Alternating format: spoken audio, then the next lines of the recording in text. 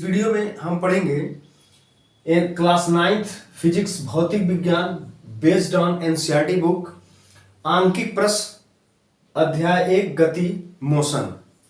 तो क्वेश्चन है, पहला क्वेश्चन है एनसीईआरटी बुक पे आधारित है।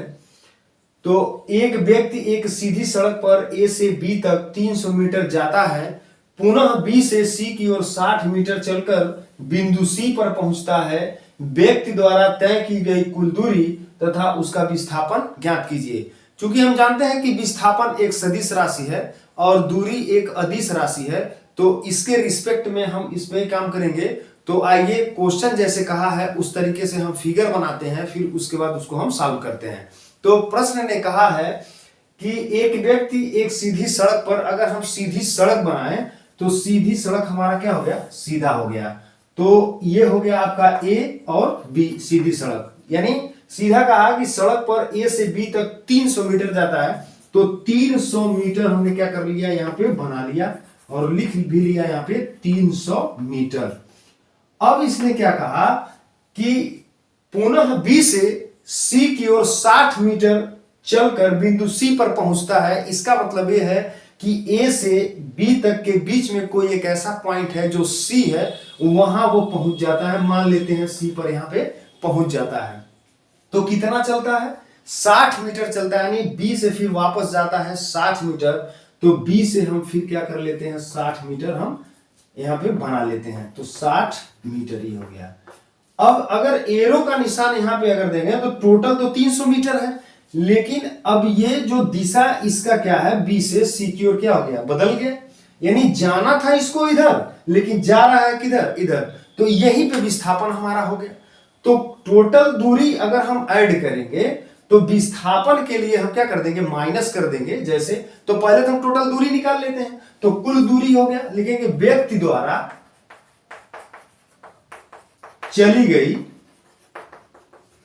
कुल दूरी। अब दूरी में आपको क्या करना है, ए से लेकर के बी तक यानी 300 मीटर, तो यहां जोड़िए ए बी प्लस अब क्या है फिर 60 मीटर। चूंकि दूरी ऋणात्मक होती नहीं है, वो दूरी पॉजिटिव होती है, तो जितना वो चलेगा सब प्लस करेंगे। तो ए से बी तक 300 मीटर यहां पे बाद में भरेंगे। फिर बी से पहले फॉर्मेट तैयार करना, फिर बी से सी तक 60 मीटर। तो यहां पे क्या हो गया, बी सी हम जोड़ लेंगे।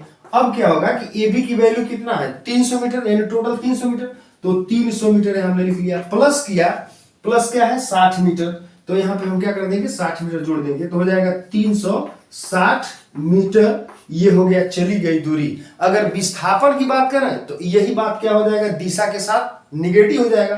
तो लिखेंगे व्यक्ति द्वारा विस्थापन, तो विस्थापन निकालेंगे। तो विस्थापन में क्या होगा, यहां से यहां तो चला, तो यानी दिशा क्या उसका, जा तो रहा है, आया, फिर उसका दिशा क्या हो गया, बदल गया। तो यही जो BC है यही समझना है। तो BC का डायरेक्शन क्या हो गया, चेंज हो गया, यानी 60 मीटर क्या हो गया, अपोजिट जा रहा है AB के रिस्पेक्ट में। तो यहां पे लिखेंगे माइनस में लिखेंगे AB, BC तो प्लस है, लेकिन ये क्या हो जाएगा, यहां पे जोड़ना है हमको BC को माइनस। तो हो जाएगा AB का मान कितना है 300 और प्लस, और BC की वैल्यू कितना है, माइनस पोजीशन में रखेंगे 60।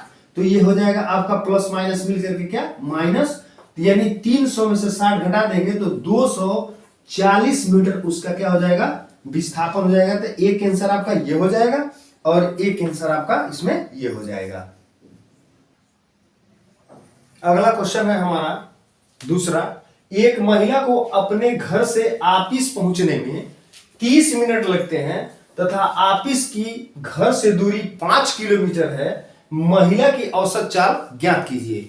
तो यहां पे हमको यह देखना है कि मात्रक क्या दिया है, दूरी दिया है 5 किलोमीटर और समय दिया है मिनट। तो इस मिनट को हम किसमें चेंज कर लेंगे, घंटे में, ताकि किलोमीटर प्रति घंटा का रेशियो बन जाए। तो यहां पे हमको क्या करना है कि औसत चाल क्या होता है, औसत चाल तो होता है चली गई कुल दूरी बटे लिया गया कुल समय। तो यहाँ पे एक ही है आइटम, यहाँ पे है 20 मिनट है और 5 किलोमीटर है। तो यहाँ पे हमको क्या करना है कि लिखना है औसत चाल के लिए सबसे पहले हम क्या करेंगे, दूरी लिख लेंगे। तो दूरी दिया है सॉल्यूशन में, यहाँ पे दूरी है आपका 5 किलोमीटर और समय दिया है 30 मिनट। 30 मिनट, इसको हम क्या कर लेंगे, समय को चेंज कर लेंगे। तो 30 मिनट को हम जब घंटे में बदलेंगे तो 60 से क्या करेंगे, भाग देंगे, क्योंकि 60 मिनट बराबर क्या होता है, 1 घंटा होता है। तो 30 से हम भाग कर दिए तो 30 दूना 60, इसका मतलब क्या हो गया, 1/2 घंटे, ये हो गया। अब हमको क्या करना है, औसत चाल निकालेंगे। यहाँ पे लिखेंगे औसत चाल बराबर कुल दूरी बटे कुल समय। कुल समय, तो कुल दूरी कितना है 5 किलोमीटर और समय कितना लगा 1/2 घंटा। तो ये क्या हो गया, अंश और हर के नियम से ये कहां चला जाएगा, ऊपर, तो हो जाएगा 5 गुणे 2 यानी हो जाएगा 10। अब चाल क्या है, किलोमीटर प्रति घंटा, ये हो गया आपका इसका आंसर। क्वेश्चन नंबर 3 है कि एक कण 7 सेंटीमीटर त्रिज्या के वृत्तीय पथ पर 2 सेकंड में 10 चक्कर लगाता है, तो कण की चाल ज्ञात कीजिए। इसके लिए सबसे पहले हम क्या करें, अगर एक सर्किल बना लें तो जल्दी समझ में आएगा। तो एक सर्किल है हमारे पास कुछ ऐसा, तो ये हो गया एक सर्किल और ये सेंटर हो गया। तो त्रिज्या कितना दिया हुआ है, 7 सेंटीमीटर का त्रिज्या है, और वो क्या कर रहा है, कण जो है 2 सेकंड में 10 चक्कर लगाता है। तो ये हो गया 7 सेंटीमीटर, यानी एक चक्कर पूरा करने में कितना समय लेता है ये हमको ज्ञात करना है। तो क्या दिया हुआ है, 2 सेकंड में 10 चक्कर, यानी 2 सेकंड, यानी लिखेंगे 2 सेकंड बराबर दिया है 10 चक्कर। तो एक चक्कर हमको क्या चाहिए, एक चक्कर का रेशियो चाहिए। तो एक चक्कर हम निकालेंगे, लिखेंगे एक चक्कर बराबर 2/10 सेकेंड। यहां पे हम ले लेंगे, एक चक्कर हमको चाहिए, तो 2×5 = 10, यानी हमारे पास क्या हो गया, 1/5 सेकेंड हमारा निकल गया, क्या, एक चक्कर। अब फार्मूला क्या है, फार्मूला त्रिज्या हमारे पास क्या है, r बराबर क्या है, 7 सेंटीमीटर दिया ही है। अब लिखेंगे फार्मूला v बराबर, यानी औसत चाल, यानी औसत चाल क्या है, कण की चाल है, तो कण की चाल दिया है यहाँ पे फार्मूले में, क्या होता है 2πr/t। तो v = यहाँ पे 2 रखेंगे ही, और पाई का मान क्या रखेंगे, 22/7 रखेंगे। फिर उसके बाद से रेडियस कितना दिया है, त्रिज्या कितना दिया है 7 सेंटीमीटर, और समय दिया है 1/5। अब क्या करेंगे, 7 से 7 इसको कैंसिल कर देंगे, अब हो जाएगा 22 दूना 44, 44/1/5। अब ये आकर के फिर इसमें मल्टीपल हो जाएगा, तो हो जाएगा 44 गुणे 5 बराबर 5 चौका 20 और 5 चौका 20 2 22, यानी 220 मीटर पर सेकेंड उस कण की चाल होगी। अगला क्वेश्चन है, एक विद्यार्थी अपने घर से स्कूल तक 9 किलोमीटर प्रति घंटा की चाल से दौड़ता हुआ 20 मिनट में पहुंच जाता है, उसके घर से स्कूल कितनी दूरी पर है। तो यहां हमें यह देखना है कि जो चाल है उसकी 9 किलोमीटर प्रति घंटा और समय कितना दिया है 20 मिनट, यानी मात्रक यहां पे हमको ठीक करना पड़ेगा। इस 20 मिनट को हमको क्या करना पड़ेगा, घंटे में बदलना पड़ेगा। तो लिखेंगे चाल, सॉल्यूशन में अगर हम देखें तो लिखेंगे चाल दिया है 9 किलोमीटर प्रति घंटा, फिर उसके बाद समय दिया हुआ है, समय 20 मिनट। तो इसे हम क्या करेंगे, चेंज कर देंगे, तो 20/60 तो हो जाएगा 20×3 = 60, यानी 1/3 घंटे। अच्छा, अब इसके बाद हमको क्या करना है, दूरी निकालना है। तो दूरी बराबर क्या होता है, यहां पर लिखेंगे दूरी बराबर चाल गुणे, सिंपल क्वेश्चन, दूरी बराबर चाल गुणे समय। तो चाल कितना है हमारे पास 9 किलोमीटर प्रति घंटा है, और समय हमने निकाल लिया है 1/3 घंटे। इसको कैंसिल कर देंगे तो हो जाएगा 3 किलोमीटर, ये हो गया आपका आंसर।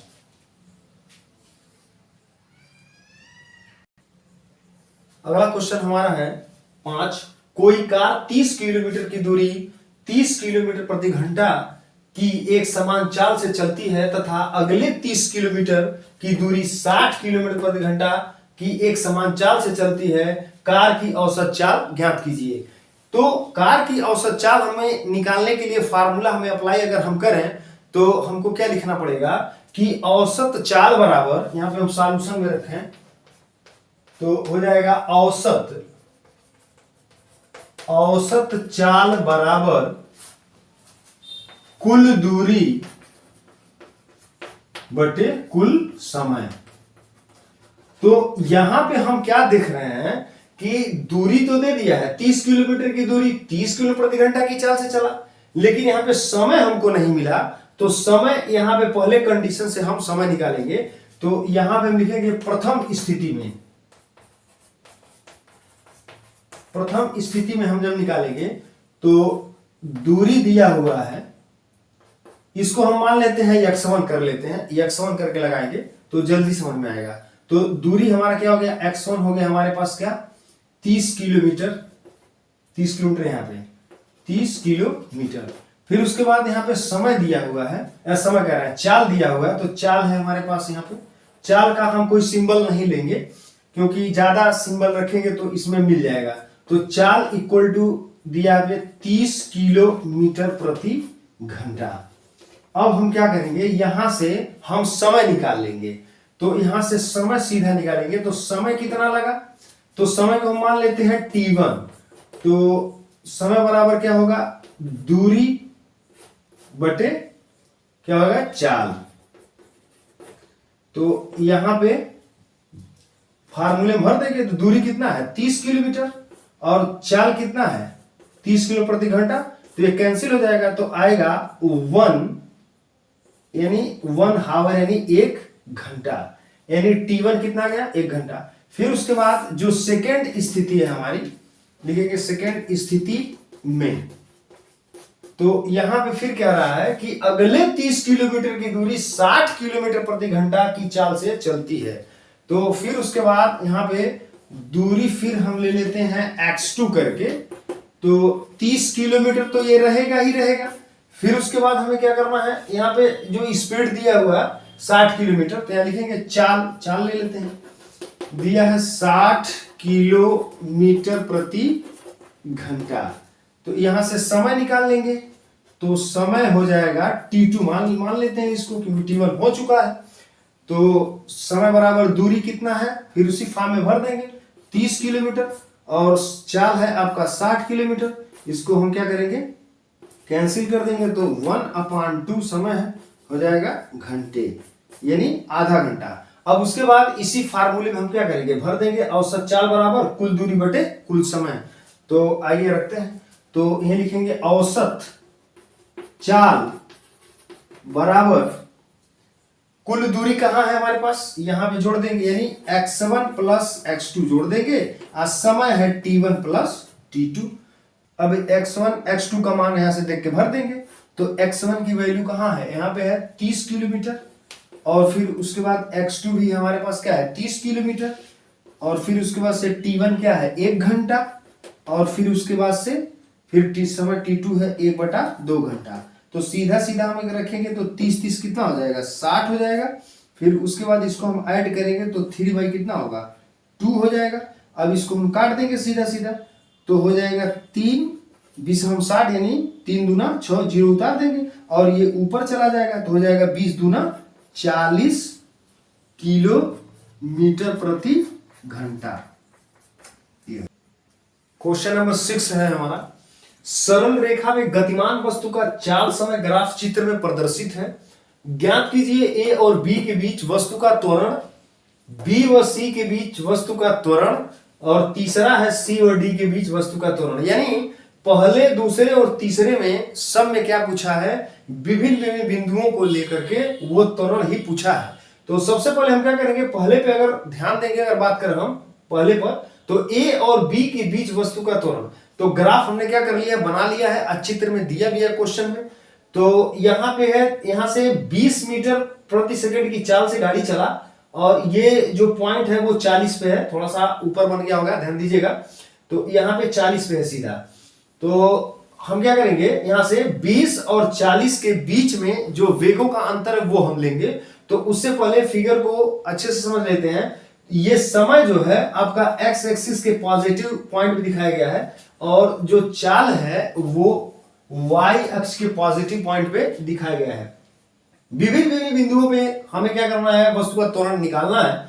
तो सबसे पहले हम क्या करते हैं, ए और बी के बीच वस्तु का त्वरण निकालेंगे। तो पहला क्वेश्चन हम सॉल्व करेंगे अगर, तो यहाँ पे हम लिखेंगे कि पहला, यहाँ पे शुरुआती दौर क्या है, यहाँ पे ग्राफ में क्या दिखा रहा है, यहाँ ध्यान से देखिए। चाल जो दिया है 20 मीटर पर सेकंड के रफ्तार से गाड़ी चली, और कुछ समय बाद, तो कुछ समय बाद कहाँ है, यहाँ से नजर डालेंगे नीचे, नीचे देखिए तो नीचे क्या है, 0 है। तो यहां से लेकर के यहां तक समय बता रहा है।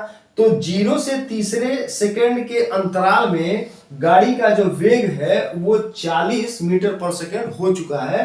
यानी जो प्रारंभिक वेग है हमारा u बराबर कितना दिया है, 20, यानी 20 से चलना वो शुरू होता है, तो हो जाएगा 20 मीटर पर सेकेंड। अब बात करें यहाँ पे जो समय गुजर जाने के बाद, कुछ समय गुजर जाने के बाद कितना हो गया, 40। तो अंतिम वेग क्या हो गया, 40 मीटर पर सेकेंड। अब पूछा है कि इनके बीच वस्तु का त्वरण क्या होगा, तो हम समय भी यहाँ पे देख लेते हैं। तो 0 और 3, यानी अगर समय अंतराल अगर हम निकालें तो T2 में से अगर T1 को घटाएं तो समय हो जाएगा हमारे पास 3 में से 0 यहाँ पे क्या कर देंगे, घटा देंगे, वहां से 0 जहां वो पॉइंट तो हमारा ओरिजिन पॉइंट है, या तो 0 समझिए या तो O समझिए। तो नाम की गणना करेंगे तो क्या होगा, O होगा, और काउंटिंग अगर करेंगे न्यूमेरल नंबर में तो आप यहाँ पे 0 ही रखेंगे। तो हो जाएगा 3 - 0 इक्वल टू कितना होगा, 3, यानी समय हो गया हमारे पास 3 सेकेंड। एस बना दे रहे हैं, या पूरा लिख लीजिए सेकेंड। तो ये हो गया। फिर उसके बाद हम क्या करेंगे, फार्मूला अप्लाई करेंगे। गति का पहला समीकरण क्या है, v बराबर u प्लस at। तो v की जगह पर हमको क्या भर देना है, 40 भर देना है, u की जगह पे हमें 20 भर देना है, और त्वरण हमें निकालना है। समय हमारे पास क्या है, 3 सेकेंड। अब इसको हम क्या करेंगे, उधर ट्रांसफर कर देंगे, तो हो जाएगा सीधा सीधा 3a, या अगर नहीं क्लियर होता है, यहाँ रखिए 40 इक्वल टू, अब यहाँ पे 20 प्लस ये क्या हो जाएगा, 3a हो जाएगा। इसको हम क्या कर देंगे, उधर ट्रांसफर करेंगे, लिखेंगे सीधा। तो 3a इक्वल टू हो जाएगा 40 - 20, और a को हम रोकेंगे यहाँ से, तो कितना हो जाएगा, 20 भागा यहाँ पे 3 हो जाएगा। तो इसको हम भाग नहीं देंगे, कोई रिक्वायरमेंट नहीं है, तो इसे छोड़ देंगे। तो जाएगा 20/3 मीटर प्रति सेकेंड स्क्वायर, यानी त्वरण का जो मात्रक होता है वो मीटर पर सेकेंड स्क्वायर होता है। अब वहीं हम दूसरे क्वेश्चन की बात कर रहे हैं, बी और सी के बीच वस्तु का त्वरण क्या है। तो बी और सी के बीच का वेग हम देखेंगे, उसके अंतराल में वेग क्या है उस समय अंतराल में। तो देखते हैं तीसरे सेकेंड और छठवें सेकेंड के अंतराल में वस्तु जो है, यहाँ पे जो कण है या गतिमान जो भी वस्तु है, तो बी से सी तक दिखाया गया है। तो प्रारंभिक वेग क्या है इसका, 40 है। तो 40 यहां ले लेते हैं, तो यहीं पे रख लेते हैं दूसरे कंडीशन के लिए। तो v बराबर u बराबर, तो u बराबर क्या है, शुरुआती में 40 है, तो यहाँ पे 40 मीटर पर सेकेंड रखेंगे। फिर उसके बाद कुछ समय गुजर जाने के बाद, समय तो चलता ही रहेगा, तो समय क्या है, 3 से छठवें सेकेंड का अंतराल में फिर 40 दिखा रहा है, 40 मीटर पर सेकेंड दिखा रहा है। तो यहाँ पे रखेंगे v बराबर हो जाएगा 40 मीटर पर सेकेंड, यहाँ रखेंगे। तो इसमें जो वेगों का जो अंतराल है, यहाँ पे हम देख रहे हैं 40 और दोनों 40 है, तो कोई परिवर्तन होने वाला नहीं है। तो यहाँ पे अब दूसरे लाइन पे हम देख लेते हैं, गति के फिर समीकरण लगाएंगे, v equal to u plus at रखेंगे। समय, यहाँ समय भी दिखा लेंगे, समय क्या है, समय तो हमने निकाला नहीं, तो समय क्या है, तीसरे और छठवें से, यानी b से c तक को पूछा है, तो 6 में से क्या करेंगे, 3 घटा देंगे। तो समय अंतराल हमारा सीधा सीधा ले लीजिए, या t1 - t2 कर लीजिए, या डायरेक्ट लिखिए, तो डायरेक्ट लिखिए कोई दिक्कत नहीं। तो 6 में से क्या हो जाएगा, 3 घट जाएगा, यानी फिर हम अगर यहाँ पे देखें तो 3 सेकेंड का अंतराल हमारे पास फिर मिल रहा है। तो यहाँ लिखेंगे सेकेंड। आगे बात करते हैं, यहाँ पे v की जगह पे हमको क्या रखना है, v तो ऑलरेडी है हमारे पास, तो यहाँ हो गया 40, और u भी हमारे पास क्या है, 40। फिर उसके बाद प्लस है, ये प्लस a हमको निकालना है, समय क्या है, 3 सेकेंड है, तो 3 रखेंगे। अब इसको उधर ट्रांसफर कर देंगे, तो ट्रांसफर करेंगे तो क्या होगा, 3a इक्वल टू, यहाँ पे कोई परिवर्तन नहीं, 40 में से 40 क्या करेंगे, घटा देंगे, तो क्या हो जाएगा सीधा 0। तो a बराबर क्या हो जाएगा 0/3, यानी 0 में किसी संख्या से भाग करेंगे तो क्या होगा 0, यानी त्वरण हमारा क्या हो गया 0 हो गया। तो यहाँ पे कोई परिवर्तन नहीं, लेकिन यहाँ पे हमें पहले जो बॉक्स कर लेते हैं, ज्यादा इसमें घना हो गया है तो इसको हम यहाँ पे दिखा देते हैं। चलिए ठीक। अब उसके बाद फिर क्या पूछा यहां से कि C तक, क्या देखें C व D के बीच वस्तु का त्वरण, तो C से D तक का वस्तु का त्वरण क्या है, तो C पर वेग क्या है 40 है, और फिर उसके बाद D पे क्या हो गया है 0 हो गया है। तो देखते हैं क्या होता है। तीसरा पॉइंट है हमारा यहाँ पे कि वो पूछा है C व D के बीच वस्तु का त्वरण बताइए। तो यहाँ पे हम देखेंगे प्रारंभिक वेग अगर B से C से D के पॉइंट में देखें तो C हमारा क्या है प्रारंभिक वेग, यहाँ पे 40 बना देगा। तो U बराबर हो गया हमारे पास क्या 40 मीटर पर सेकेंड, और फिर उसके बाद से जो अंतिम वेग है उसका यहाँ पे क्या हो गया है 0, चाल, वेग नहीं चाल, तो यहाँ पे 0, तो यहाँ दिखा देंगे V बराबर हो जाएगा 0 मीटर पर सेकेंड। और समय अंतराल यहाँ पे दिखाना है, यही तो हमको ध्यान देना है। 8 में से क्या करेंगे 6 घटा देंगे, तो 8 में से 6 घट जाएगा तो t बराबर हो जाएगा 2 सेकेंड। अब उसके बाद फार्मूले में हमको क्या कर देना है भर देना है। तो फार्मूले में जब हम भरेंगे यहाँ पे तो हो जाएगा फार्मूले से, तो रखिए v बराबर क्या है u प्लस 80, तो v की जगह पर हमारे पास क्या हो गया 0, और u है हमारे पास 40, और एक जगह पे है हमारे पास, यही तो हमको निकालना है, और t हो गया हमारे पास 2 सेकेंड। तो एक ट्रांसफर हो जाएगा, तो हो जाएगा 2a = -40। अब इसको a को रोकेंगे तो -40 में क्या हो जाएगा, हम भाग कर देंगे इसको, तो 2 20 हम क्या हो जाएगा 40, तो a बराबर हो जाएगा -20 मीटर पर सेकेंड स्क्वायर का त्वरण उत्पन्न हो जाएगा, और गाड़ी लास्ट में रुकेगी। क्वेश्चन नंबर 7 की अगर हम बात करें तो लिखा है एक कार विरामावस्था से चलकर 10 सेकंड में 60 किलोमीटर प्रति घंटा का वेग प्राप्त कर लेती है, कार का त्वरण ज्ञात कीजिए। अगर हम बात करें विरामावस्था की, तो विरामावस्था में कोई भी अगर प्रश्न में अगर ऐसा कहता है, तो कोई गाड़ी अगर विरामावस्था से चलना प्रारंभ करता है तो u बराबर तुरंत हम 0 लेते हैं। ये बात एक बार और रिपीट करेंगे कि कोई भी गाड़ी अगर विरामावस्था से चलना प्रारंभ करता है तो u = तुरंत 0 लेते हैं, यानी प्रारंभिक वेग हमारा क्या होता है 0 होता है। तो प्रारंभिक वेग हमारा क्या हो गया 0। फिर कह रहा 10 सेकंड में 60 किलोमीटर प्रति घंटा की चाल वेग प्राप्त कर लेती है। तो 10 सेकंड यानी t बराबर क्या हो गया 10 सेकंड हो गया। 10 सेकंड यहाँ पे सॉल्यूशन हम चल रहे हैं लेके। चलिए देखिए, फिर उसके बाद क्या करना है 60 किलो प्रति घंटा का वेग प्राप्त कर लेता है, यानी अंतिम वेग कितना हो जाता है 60 किलोमीटर प्रति घंटा। अब हमें यहाँ पे एक बात यह ध्यान देना है कि समय हमारा क्या है सेकंड में है, अगर इसे हम घंटे में चेंज करें तो ज्यादा बड़ा अंक आएगा, तो इससे अच्छा है कि हम 60 किलो प्रति घंटा को हम चेंज कर दे रहे हैं। तो कोई भी वैल्यू अगर किलोमीटर प्रति घंटा से मीटर पर सेकंड में अगर हमको लेके जाना हो तो वहां पे एक 60 काट क्या होता है एक अंक होता है, उसी से गुणा करके हम सॉल्व कर देते हैं। अगर आप जानना चाहें तो उसको हम डिटेल भी कर सकते हैं। तो ध्यान देखिए 60 किलोमीटर प्रति घंटा यानी 5/18 से हम क्या कर देंगे गुणा कर देंगे, तो इसको सॉल्व कर लेंगे तो हो जाएगा आपका 2 9 18 और 2 3 6 यानी 30 कट जाएगा, और काटना है तो काट दीजिए। तो 3 3 9 और उसके बाद हो जाएगा 3 9 30, यानी v बराबर हो गया 10 5 50/3 मीटर प्रति सेकेंड। अब ये सोच रहे होंगे कि 5/18 कहां से आया, तो यहां पे देखिए 1000 मीटर बराबर होता है 1 किलोमीटर, तो किलोमीटर की जगह पे हम क्या भर देंगे 1000, और घंटे में 3600 सेकेंड होते हैं तो 3600 सेकेंड यहाँ पे भर लीजिए। 0 से 2 0 काट दीजिए और हो जाएगा 2 5 10 और उसके बाद से 2 18 36 यानी 5/18। और यही प्रक्रिया अगर आपको वापस से लेके जाना हो तो इसमें हम क्या करेंगे 18/5 से वापस गुणा कर देंगे, तो फिर जैसे है वैसे हो जाएगा। तो ये हो गया हमारा ट्रिक। तो ये हमको दिखाना है यहाँ पे कि v बराबर 50 मीटर पर सेकंड हो गया, तो त्वरण हमको क्या करना है ज्ञात करना है। तो त्वरण हम ज्ञात कर लेंगे, तो ये तो आपका कन्वर्टर है, ध्यान समझ सकते हैं। तो यहाँ पे लिखिए v बराबर u + 80, तो v की जगह क्या करना है, 50/3 रखना है। प्रारंभिक वेग क्या है, 0 है। और त्वरण हमारे पास पूछ रहा है, समय हमारे पास दिया है 10 सेकेंड का, तो 10 सेकेंड यहाँ पे रखेंगे। अब यहाँ पे 0 ऐड होगा नहीं, तो सीधे लिखेंगे 10a = 50/3। अब यहाँ से 0 से 0 यहाँ पे सामने काट सकते हैं या भाग देकर भी काट सकते हैं, कोई दिक्कत नहीं।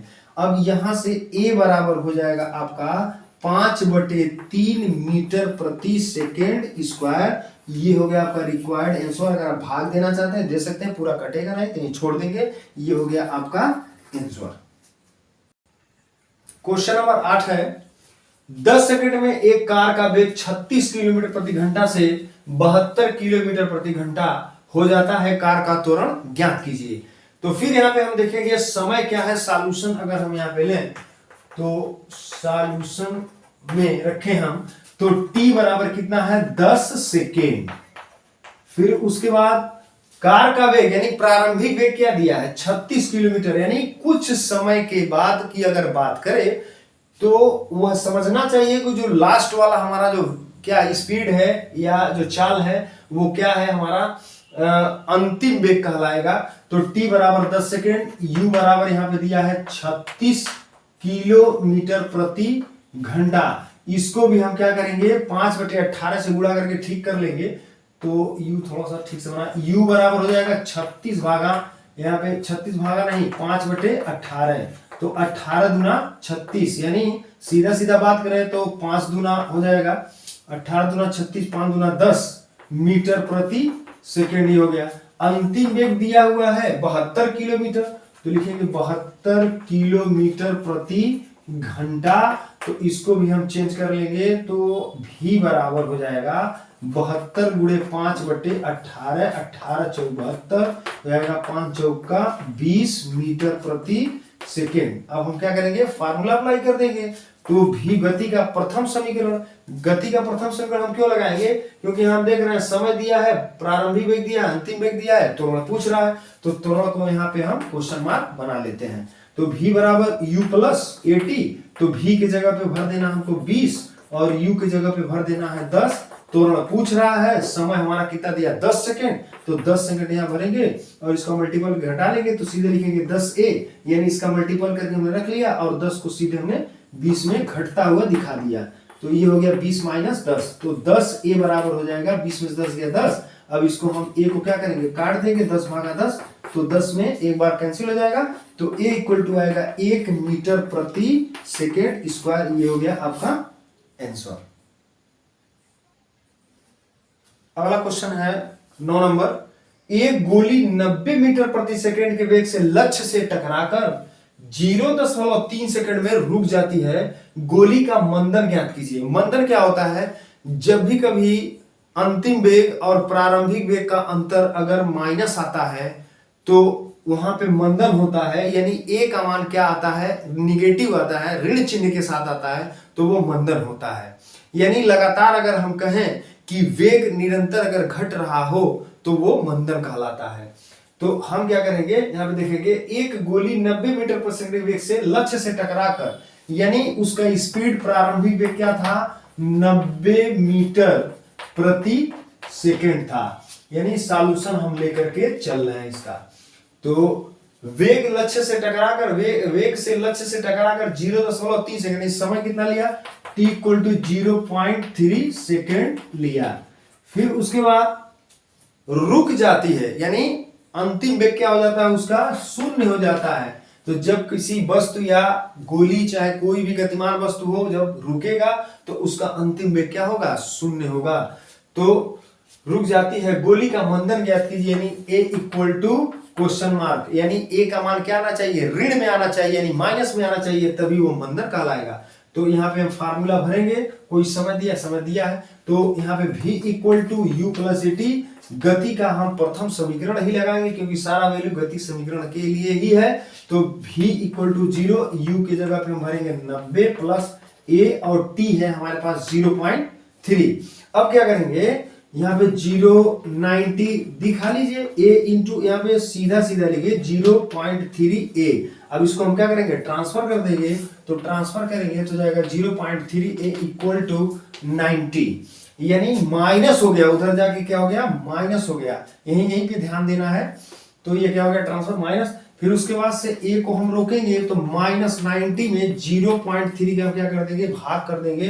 तो हम देख रहे हैं यहाँ पे दशमलव है, तो इसको बैलेंस करने के लिए 10 से ऊपर और 10 से नीचे गुणा कर देंगे, तो हो जाएगा आपका -900 और नीचे हो जाएगा आपका 3, इसको कैंसिल कर देंगे, 3 3 का 9, 300, यानी a इक्वल टू -300 मीटर प्रति सेकेंड स्क्वायर का मंदन उत्पन्न होगा। ये हो गया हमारा आंसर। क्वेश्चन नंबर 10 है हमारा, एक पिंड 4 मीटर पर सेकंड स्क्वायर पर 4 मीटर प्रति सेकंड स्क्वायर के त्वरण से विरामावस्था से चलना प्रारंभ करता है। 4 सेकंड पश्चात पिंड का वेग ज्ञात कीजिए। यानी कुछ समय बाद वेग की बात कर रहा है, तो इसका मतलब क्या हो गया कि v बराबर आपका क्या है, क्वेश्चन मार्क है, यहाँ पे ध्यान देना है। फिर कह रहा है एक पिंड 4 मीटर पर सेकंड स्क्वायर के त्वरण मात्रक से भी हम पता कर सकते हैं कि वो किसका वैल्यू दिया हुआ है। तो त्वरण का मात्रक क्या होगा, मीटर पर सेकंड स्क्वायर, और यहाँ कह भी रहा है तो a इक्वल टू कितना दिया है, 4 मीटर प्रति सेकंड स्क्वायर के त्वरण से विरामावस्था अभी पिछले क्वेश्चन में हमने बताया कि विरामावस्था से कोई भी अगर गाड़ी चलती है तो u इक्वल टू तुरंत क्या रखेंगे, हम 0 रखेंगे, बराबर 4 सेकंड। समय कितना लिया, 4 सेकंड का समय लिया, तो वो क्या हो रहा है, पिंड का वेग ज्ञात करना है, यानी v equal to question mark. तो गति का प्रथम समीकरण यहाँ पे लेंगे, तो v बराबर u प्लस a t, तो v की जगह पे निकालना है, u हमारा 0 है, a क्या है आपका 4 है, और t क्या है, फिर 4 है, तो v बराबर जाएगा 4 चौका 16 मीटर प्रति सेकेंड स्क्वायर। अगर इससे रिलेटेड और भी वीडियो आपको चाहिए तो कमेंट बॉक्स में जरूर बताएं, मैं इसको आगे सॉल्व कर दूंगा। केवल 10 क्वेश्चन है इसमें, अभी और भी अगर आपको चाहिए तो कमेंट बॉक्स में जरूर बताइएगा, हम उसको सॉल्व करके वीडियो के माध्यम से डाल देंगे।